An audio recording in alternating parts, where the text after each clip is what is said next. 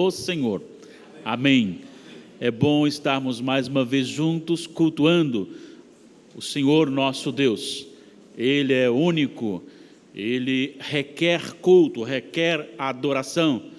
E para nós é um privilégio nos ajuntarmos em congregação e cantar as grandezas de Deus, exaltar o nome do Senhor, porque Ele e somente Ele é Deus. Eu convido a abrir sua Bíblia na Epístola de Paulo aos Colossenses, capítulo 3, versículos 3 e 4. Nós já pregamos outras vezes nesse texto, partindo do primeiro versículo, mas eu quero dar ênfase na parte final do texto, os versículos 3 e 4, numa breve meditação sob a direção, e na dependência do Espírito Santo do Senhor, tanto para falar quanto para ouvir. Eu lhe convido, mesmo assentado, a ler comigo esses dois versículos, Colossenses 3, 3 e 4. Leiamos: porque morrestes e a vossa vida está oculta juntamente com Cristo em Deus. Quando Cristo, que é a nossa vida, se manifestar, então vós também sereis manifestados com Ele em glória. Nós já oramos ao Senhor e nessa dependência e na convicção de que Ele nos tratará, nos conduzirá, nós seguiremos então na nossa meditação. Glória garantida é o nosso tema. Morrer é encerrar, por fim, parar, interromper a vontade, os sonhos e as realizações de uma pessoa. A morte, ela é aplicada e apontada no processo de salvação, assim como a ressurreição. Para ser salvo é necessário morrer para o mundo, morrer para a nossa própria natureza e viver em Cristo para Deus. O apóstolo Paulo, escrevendo aos Colossenses, ele busca corrigir alguns problemas, e se você retornar, ele faz uma boa saudação, ele trata com alegria e um desejo do crescimento espiritual da igreja dos Colossenses, e aqui ele começa a apontar a primazia de Jesus Cristo como não apenas o libertador dos eleitos de Deus do império das trevas, mas também ele aponta Jesus Cristo como a primazia na criação e como autoridade máxima sobre todas as coisas. E quando vai à frente no capítulo 2, no versículo 6, os versículos 6 e 7, Paulo demonstra um desejo ardente de uma maturidade espiritual dos colossenses, e ele diz: ora, como recebestes Cristo Jesus, o Senhor, assim andai nele radicados e edificados e confirmados na fé, tal como fostes instruídos, crescendo em ações de graças. Por que ele faz esta afirmação, focalizando Cristo como base da igreja? Justamente porque a igreja estava sendo assolada por falsos mestres que estavam conduzindo ou tentando conduzir a igreja ao retorno, por exemplo, a práticas cerimoniais que eram exclusivas do povo de Israel, que apontava para Cristo e que em Cristo já deixou de existir. Também outros que aplicavam e apontavam elementos estranhos no culto tal como a adoração a anjos. E quando nós chegamos então no final do capítulo 2, versículo 16, ele fala a respeito do cerimonialismo, e quando ele vai para o versículo 20, ele diz que a obediência, a prática de tais coisas não tem sentido e valor nenhum para vencer o pecado. E ele fala a respeito de bebidas, festas, lua nova e sábados. Tudo isso tinha um propósito de apontar para Cristo, versículo 16, sendo sombra, versículo 17, das coisas que haviam de vir, porém o corpo é de Cristo. Ele está combatendo a introdução falsa e errada de elementos novos para cultuar a Deus e receber assim então com mérito a salvação. Ele então aponta para a verdadeira mensagem, que Cristo e somente Cristo é a base da nossa salvação. Agora, ele no capítulo 3, ele vai tratar algo sobre uma questão de uma nova vida e como se conduzir neste mundo. A expressão se fostes, portanto, se fostes, ela pode também ser lida, portanto, uma vez que fostes ressuscitados com Cristo. Não é uma questão relacionada, será que você é ou não é, mas você está afirmando que você está em Cristo.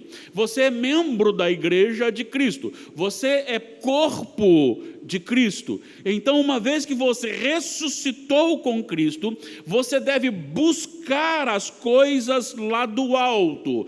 Qual que deve ser o seu anseio? As coisas do alto. O que você busca? Aquilo que você anseia. Então, qual deve ser o seu anseio? As coisas do alto. Buscar as coisas do alto. E essas coisas do alto, ou seja, relacionando aos princípios cristãos, ao princípio celestial, a palavra de Deus que foi nos revelada em Cristo. Agora, estas coisas do alto, os princípios de Deus, entrando no coração, geram também em nós pensamentos das coisas do alto. Pensai nas coisas lá do alto. Então, não só eu devo ter um exercício de busca, mas eu devo ter uma consciência celestial. Eu busco as coisas celestiais e tenho consciência das coisas celestiais. Isso agora passa a dominar a minha mente, o meu coração, para uma caminhada neste mundo tenebroso. Agora chegamos então ao momento que eu quero discorrer com vocês de uma maneira mais direta. Então ele vai dizer que a razão você foi ressuscitado. Então busque e pense nas coisas do alto. Agora ele vai apontar uma conclusão, e é nesta conclusão que eu quero trabalhar um pouquinho. Ele diz, porque morrestes. Vamos pensar, uma vez que ressuscitaste, para ressuscitar você precisa morrer. Então você ressuscita, você sai daquele estado que você estava antes, morreste. E quando você morreu para você mesmo e você morreu para o mundo. E uma vez morto para você mesmo e para o mundo, a vossa vida ou a sua vida está oculta juntamente com Cristo em Deus. O que significa isto? Qual o significado dessa expressão? Porque morreste e a vossa vida está oculta juntamente com Cristo em Deus. Duas coisas eu quero apontar aqui. A primeira é que uma vez que eu estou em Jesus, a minha vida deve revelar, manifestar Jesus e não a minha própria vontade, não a minha própria vida, porque eu morri para as coisas deste mundo, eu morri para o cerimonialismo, eu morri para a legalidade, eu morri para o exercício de algo para merecer outra coisa. Ou seja, eu morri para o exercício da obediência formal, legal, sob a lei, para obter a aprovação da lei para a salvação. E eu morri para ela porque eu ressuscitei em Jesus. E agora em Jesus eu me escondo, eu sou ocultado em Jesus. Isso significa dizer que nós não nascemos para brilhar aqui na terra, nós não nascemos para manifestar sucesso aqui na terra, para ser aplaudido por multidões ou seguido por multidões. Nós nascemos de novo em Jesus para que Jesus seja revelado na nossa vida, para que Jesus seja reconhecido na nossa vida, para que Jesus seja identificado nas nossas decisões, para que Jesus seja identificado nas nossas palavras, para que Jesus seja identificado no nosso convívio, nos nossos costumes. Isto é ter a nossa vida oculta em Jesus. Ele aparece no nosso caráter, Ele aparece no nosso coração, Ele aparece nos nossos pensamentos, Ele aparece na formação das nossas palavras, Ele aparece nas nossas ações diárias. De tal forma que as pessoas deveriam olhar para nós e nos confundir com Jesus Cristo e dizer: como se parece com Jesus. A igreja, os irmãos, a igreja primitiva e alguns irmãos, eles chegaram em Antioquia, diz o livro de Atos, e Lucas registra isso, e ali eles foram chamados cristãos. Eu gosto de falar isso. Eles não chegaram lá com um crachá dizendo assim: sou seguidor de Jesus. Eles não chegaram assim: sou da Igreja Presbiteriana de Nova Brasília, eu sou disso, sou daquilo, olha para mim, eu sou isso, eu sou aquilo. Mas não, diz que a maneira como eles se portavam diante da caminhada missionária, chegando ali, o convívio, o comportamento, a pregação, a palavra, a submissão a Deus, o amor a Deus, levou os de Antioquia chamá-los de cristãos. Não é uma coisa solicitada, é alguém que identifica, então tem a ver com identidade. Nós estamos neste mundo com a identidade de Cristo, por isso somos cristãos, por isso somos pequenos cristos, ainda que defeituosos, mas nós devemos representar bem. Nós somos então representantes legais de Deus aqui na terra, no sentido de caminhar, proclamar este evangelho. Nós somos aqueles que foram chamados para que Jesus seja identificado. Eu não preciso ser reconhecido por ninguém. Eu não preciso. Nós cantamos aqui e agora, e nós acabamos de expressar isto, e é isto que o texto está dizendo. A minha vida, uma vez convertido, não há lugar mais para o eu aparecer. Não há mais necessidade. Não importa o que eu pense ou deixe de pensar, goste ou deixe de gostar. Se for aprovado pela palavra de Deus, ok. Se for reprovado pela palavra de Deus, tem que ser banido na nossa vida também, porque nós vivemos para a glória de Jesus. Nós vivemos para a glória de Jesus. Mas há aqui uma outra afirmação contida neste ato, quando ele diz: a vossa vida está oculta juntamente com Cristo. Além de a minha vida desaparecer para que Cristo apareça em mim, também tem o significado de que eu estou garantido para a eternidade. Quando eu estou dizendo garantido para a eternidade, eu estou dizendo que aquele que está em Jesus, ele está seguro. Ninguém pode tocá-lo, a não ser que haja um propósito. ele está na garantia de Jesus, no nome de Jesus, na fidelidade de Jesus, no compromisso de Jesus. Jesus o guarda, Jesus o traz para si, e ele segura, e ele agora conduz. Todo o problema a ser resolvido não é mais resolvido com você, comigo, mas é com o Senhor Jesus. Se alguém quiser fazer alguma acusação, Jesus é o nosso advogado justo. Amém. Estar oculto em Jesus significa que a obra de Jesus, eu vou usar uma redundância aqui por gentileza, é tão perfeita, que não há lugar nenhum para ninguém tirar ninguém que foi eleito por Deus, chamado por Deus, lavado por Deus, tirá-lo da presença de Deus. O apóstolo Paulo fala isso em Romanos. Ele diz: o sofrimento não pode te separar do amor de Deus que está em Cristo Jesus. O perigo não pode, a fome não pode, a espada não pode, e eles nem a morte pode me separar do amor de Deus que está em Cristo Jesus nosso Senhor. Estar em Jesus, oculto em Jesus, significa estar guardado neste poder. E aí você começa a observar o ministério de Jesus.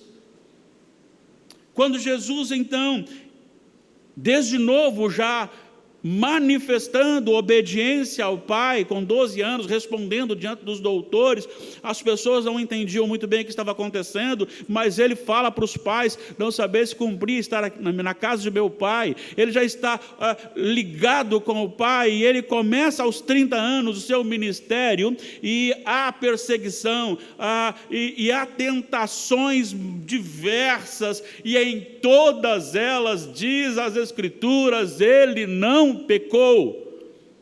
Ele mostrou o seu poder sobre a força da natureza. Ele mostrou o seu poder sobre as enfermidades, as mais diversas enfermidades. Ele mostrou o seu domínio e o seu poder sobre a morte, quando ele ressuscitou algumas pessoas. Ele mostrou o seu poder sobre o império das trevas, sobre o império do mal, sobre Satanás, quando ele libertou homens jovens que estavam cativos, que estavam endemoniados, mostrando o seu domínio sobre as trevas, sobre o poder do mal. Ele é todo poderoso. Ele passou por tudo, ele derrotou a tudo, ele tem tudo sob o seu domínio. O autor aos Hebreus diz que ele mantém a criação no poder da sua palavra. É este Jesus que me esconde, é este Jesus que me oculta, não só num contexto como do primeiro falamos, em que a minha vida não aparece, a dele aparece em mim, mas também nessa segurança que ninguém poderá tocar no eleito de Deus, ninguém poderá separar o servo do Senhor da presença do Senhor, porque o Senhor o garante. Ele está agora guardado nos braços do Senhor Jesus.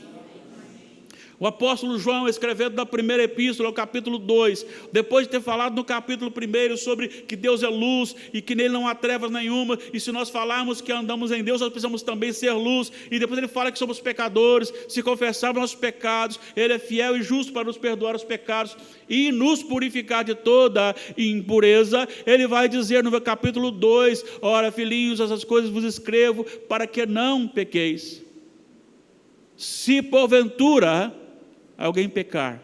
E aí o pecar aqui não é um ato continuado, é um fato que acontece, mas não uma prática continuada de um pecado. Não é aquele pecado em que eu começo a mentir e vou mentindo e fico reconhecido como alguém mentiroso. E nós temos muitas pessoas assim. Vou contar 2 acontecimentos. E era nosso vizinho, já falecido. Ele contou certa vez que trazia um disco, aqueles discos, aqueles LPs, vinil, e passando numa ponte, o disco escapou da mão dele, o disco caiu e ficou só com a capa na mão, e pegou num redemoinho, e aí tinha lá uma laranjeira, e pegou o espinho em cima dali, e sentou na ponte para ouvir música, porque começou a rodar música ali dentro. Contava isso como se fosse verdade. O outro era tão mentiroso, que alguém chegou e disse o seguinte: conta uma mentira aí. Falaram: agora não posso não, porque eu estou indo agora buscar remédio, porque seu pai está muito mal lá na sua casa. E o moço saiu correndo para casa, chegou lá, era mentira. Aí pediu para contar, né? Não estou dizendo dessas pessoas. Eu não estou dizendo do adúltero que não pode ver uma mulher, um homem que não pode ver uma mulher e está desejando, uma mulher que não pode ver um homem que está desejando. Eu não estou dizendo disso. Eu não estou dizendo daquele que está com o pecado guardado no coração e está praticando isso constantemente. João não está dizendo disso. Ele está dizendo de quedas que nós temos no decorrer da nossa vida. Porque somos filhos de Deus, nós não nascemos mais para pecar, mas ainda pecamos, porque aqui no mesmo texto de Colossenses vai dizer assim: fazei morrer a natureza terrena, ou seja, é um processo.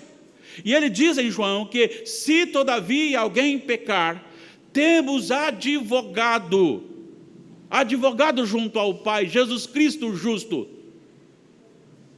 E Ele é a propiciação pelos nossos pecados. É suficiente não para aqueles que estavam próximos de João, mas para todo aquele que crer nele no decorrer da história, até o retorno de Jesus.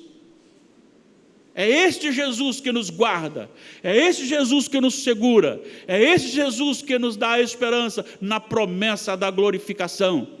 Então, a minha vida está oculta em Jesus, porque eu não devo aparecer para os outros, e se Jesus aparecer em mim, ser revelado em mim, mas também eu posso caminhar seguramente, porque eu estou guardado para o dia da redenção. Mas em terceiro lugar, nós temos aqui uma outra afirmação que me dá muita alegria, porque após ele dizer que a nossa vida está oculta juntamente com Cristo, versículo 4 vai dizer: quando Cristo, que é a nossa vida, se manifestar, então vós também sereis manifestados com Ele em glória. Duas coisas também que eu quero destacar aqui. Primeiro, Cristo se manifestará em glória. Cristo se manifestará em glória. Nós vivemos uma vida tão corrida e nos acostumamos com as coisas. E eu tenho muito medo, e tenho falado isso com o Senhor, eu tenho muito medo de a gente acostumar com coisas grandes. A gente acostuma com as coisas. E se tem uma coisa que a gente não podia acostumar nunca, é com a grandeza de Deus. Quem são os anjos? Isaías diz que serafins voavam de um lado para o outro, tinham 6 asas, com 2 cobria o rosto, com 2 cobria os pés e com 2 voava. O que significa isso? Eles estão ali próximos à glória de Deus desde a sua criação, e ainda assim têm um respeito, uma reverência, um temor diante do Santo dos Santos. Esses serafins se aproximam do Senhor depois de tanto tempo já criado, que eu não sei quanto tempo foi, e diz: santo, santo, santo é o Senhor dos exércitos.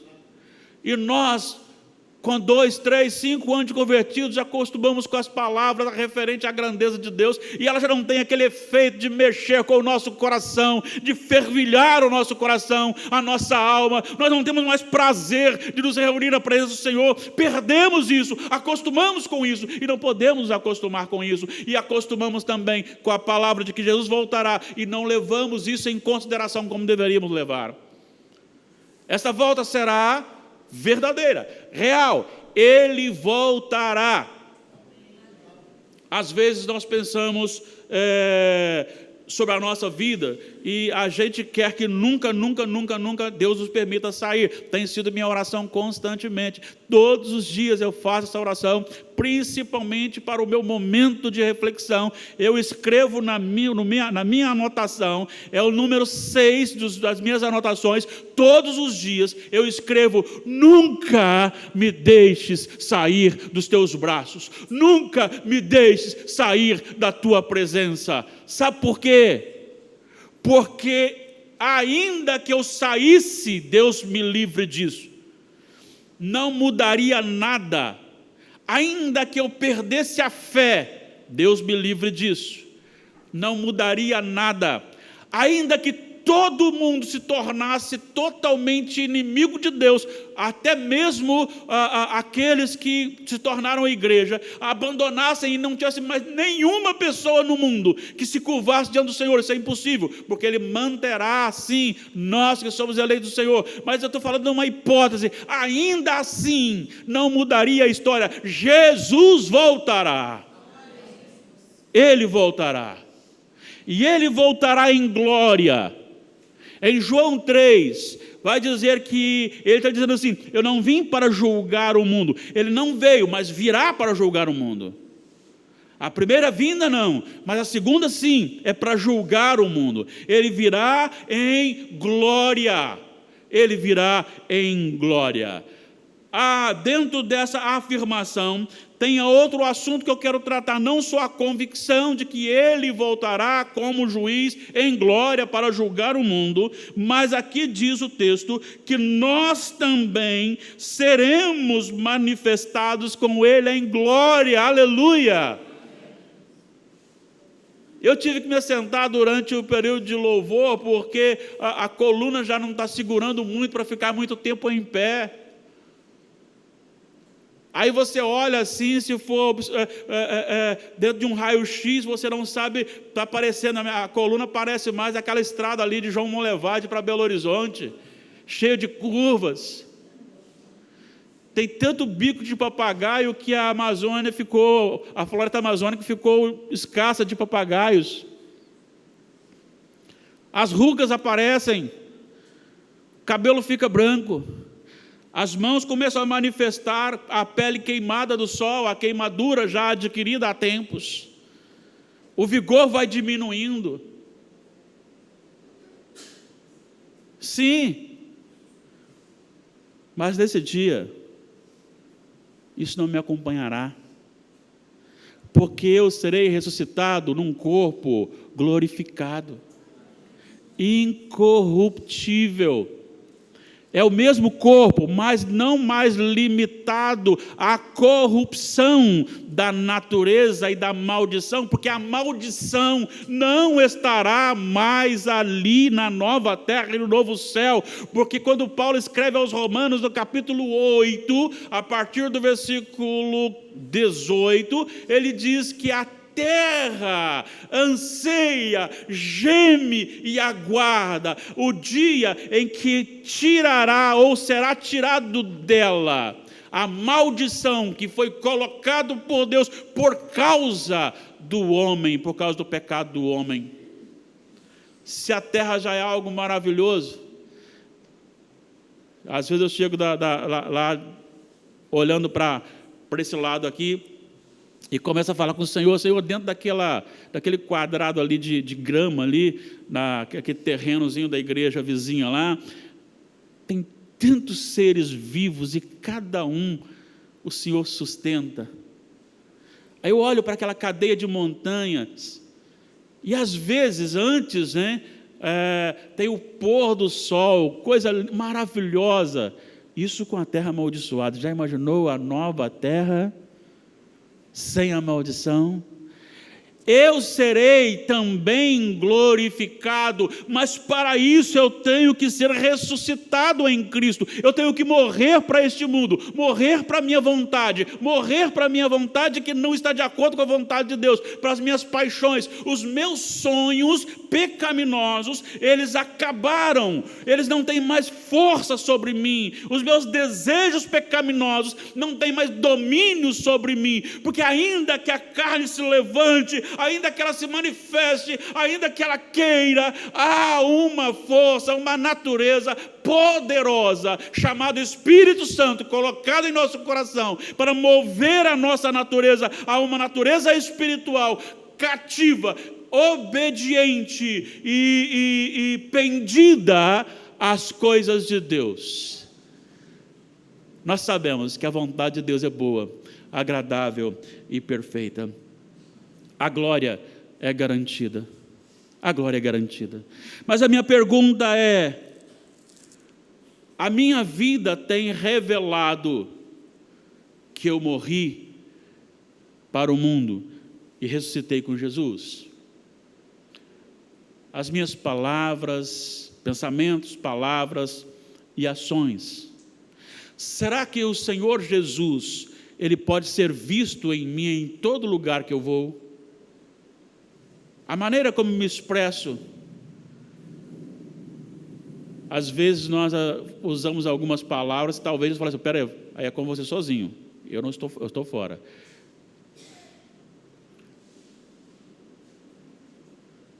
Eu fico assim, criando uma imagem só para a gente aprender aqui, para clarear um pouquinho a mente. É como se o cristão andasse e Jesus então viesse com a sua imagem e envolvesse a nossa vida.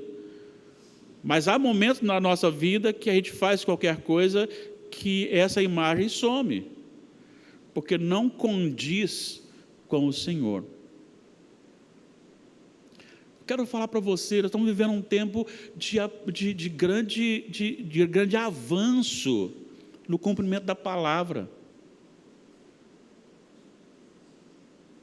Nós temos visto lutas ferrenhas de autoridades, inclusive e infelizmente, com todo temor e tremor e respeito, o nosso próprio presidente da República dizendo que tem que acabar com a família. Tem que acabar com esses costumes. Você tem um grupo gigantesco. Quando você tem manifestantes, é uma coisa, mas você tem agora pessoas que estão criando, ou adulterando, ou alterando as leis para tirar o princípio das leis brasileiras, que foram, sim, criadas com base nas Escrituras Sagradas.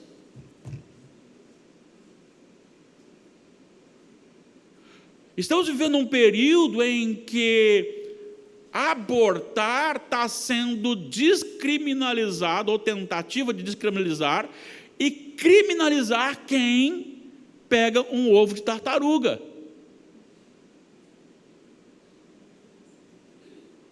Casamento já se tornou piada até mesmo entre crentes.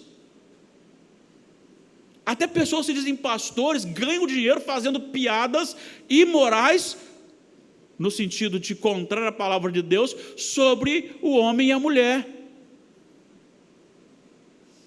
Nós temos forças que estão cada vez mais manifestando.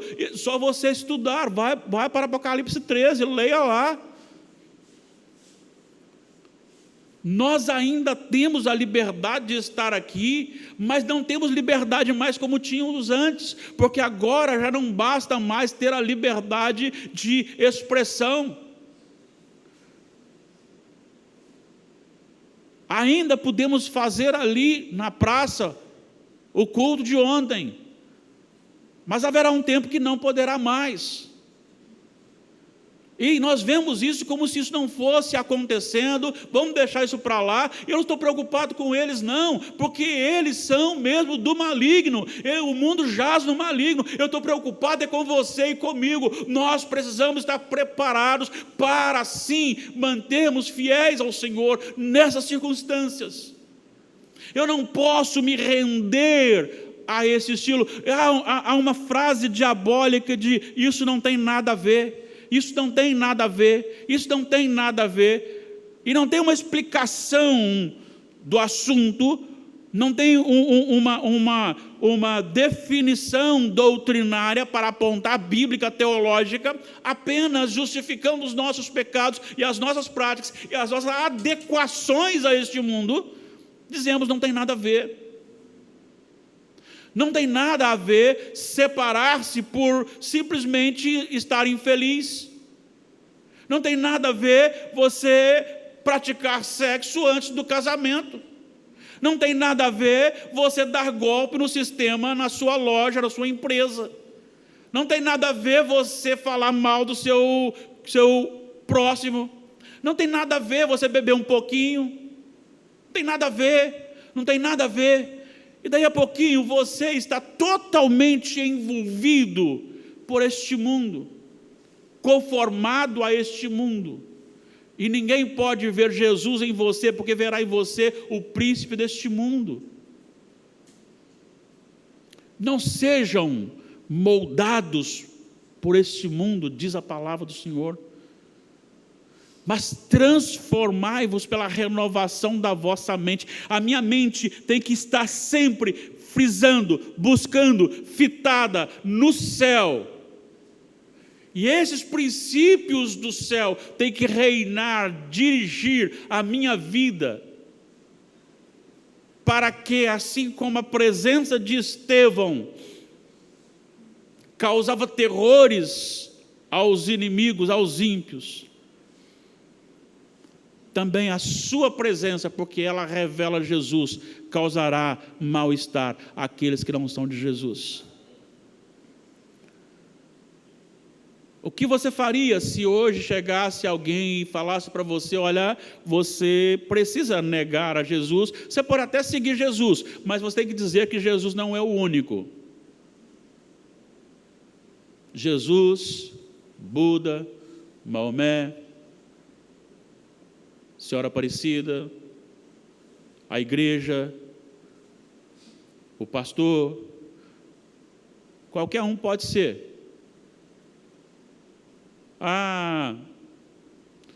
O governo, Jesus é mais um. Porque se você afirmar que Jesus é o único, você não poderá mais comprar. O que você faria? Imagine se chegasse para você e apertasse ainda mais e dissesse: se você não negar que Jesus é o único, matarei o seu filho. Pior. Qual seria a nossa reação? Eu estava pensando, casal, que a gente canta e prega sobre coisas, e tem que cantar e tem que pregar mesmo sobre essas questões, né? Ainda que a figueira não floresça, a vide não deu seu fruto, os currais não tenham lá o gado, eu esperarei no Senhor. Mas a gente falar isso daqui não é muito difícil, mas vivenciar isso é difícil. Quando a enfermidade assola é mais difícil, quando a aflição chega é mais difícil. Será que estamos preparados? Será que estamos preparados? Eu sei que eu não tenho mais 50 ou quase mais 55 anos para viver.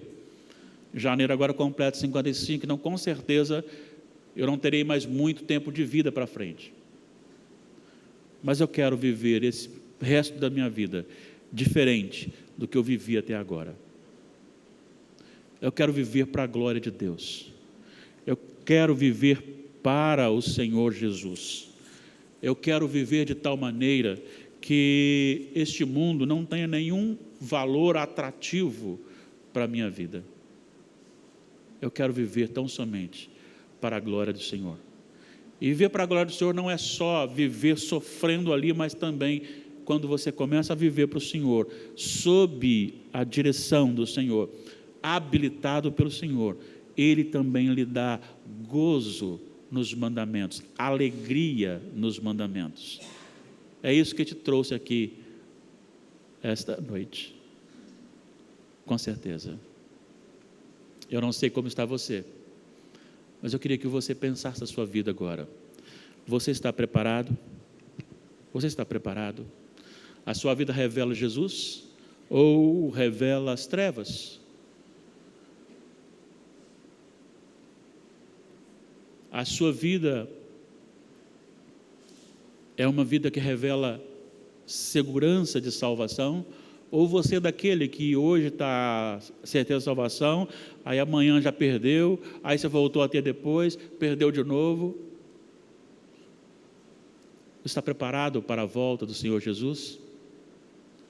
Ele mesmo disse que será como um relâmpago, e será como um ladrão. Ele não falará um momento, ele apenas virá. Está preparado?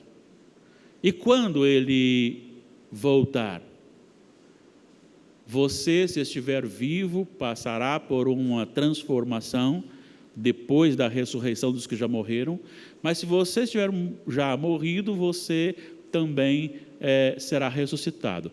Você ressuscitará para a glória ou para a vergonha e o horror eterno.